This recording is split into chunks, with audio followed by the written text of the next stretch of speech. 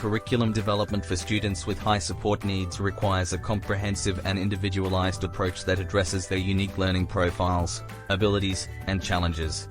Here are some key considerations and strategies for developing curriculum for students with high support needs. Person-centered planning. Start by conducting a thorough assessment of each student's strengths, needs, interests, and preferences.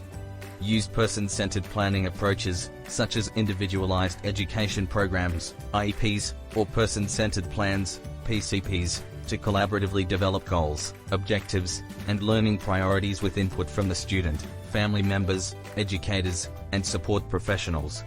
Functional skills focus. Prioritize the teaching of functional life skills that are essential for daily living, independence, and participation in the community. This may include skills such as self-care, for example, grooming, hygiene, communication, socialization, mobility, and vocational skills. Develop a curriculum that emphasizes the application of these skills in real-life contexts and provides opportunities for hands-on practice and reinforcement. Differentiated instruction. Adapt curriculum materials, instructional methods, and learning activities to meet the diverse needs and abilities of students with high support needs.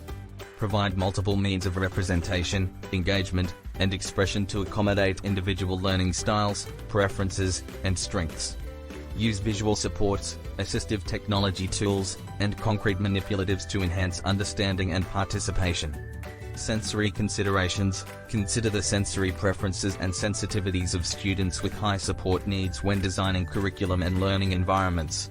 Create sensory-friendly spaces that minimize distractions and provide opportunities for sensory exploration and regulation. Incorporate multi-sensory learning experiences that appeal to a variety of sensory modalities. Communication support. Develop communication supports and strategies to facilitate expressive and receptive communication for students with limited verbal abilities or communication impairments. Use augmentative and alternative communication (AAC) systems, visual supports, picture symbols, sign language, or assistive technology devices to enhance communication and participation. Individualized learning materials. Create individualized learning materials and resources that are tailored to the specific interests and abilities of each student. Adapt curriculum content, materials, and activities to align with students' personal preferences, cultural backgrounds, and areas of strength. Provide opportunities for student choice and autonomy whenever possible. Collaboration and professional development. Collaborate with a multidisciplinary team of educators, therapists, specialists, and support professionals to develop and implement curriculum for students with high support needs. Engage in ongoing professional development to enhance knowledge and skills in areas such as inclusive education, differentiated instruction, assistive technology, and behavior support. Assessment and progress monitoring. Develop appropriate assessment tools and methods to measure student progress, evaluate learning outcomes, and inform instructional decision-making.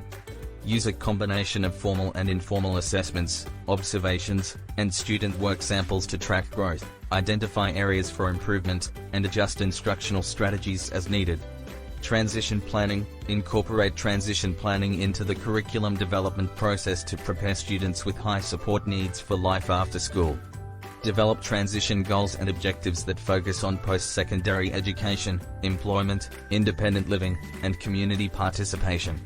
Collaborate with community agencies, vocational programs, and adult service providers to facilitate smooth transitions and continuity of support. Family and community engagement. Involve families and caregivers as partners in the curriculum development process, seeking their input, insights, and feedback. Foster collaboration between home and school to reinforce learning goals and support skill development in naturalistic settings. Engage with community resources, organizations, and agencies to provide additional support and opportunities for students with high support needs. By implementing these strategies and adopting a student-centered and collaborative approach to curriculum development, educators can create meaningful and empowering learning experiences that meet the diverse needs of students with high support needs and support their success and well-being.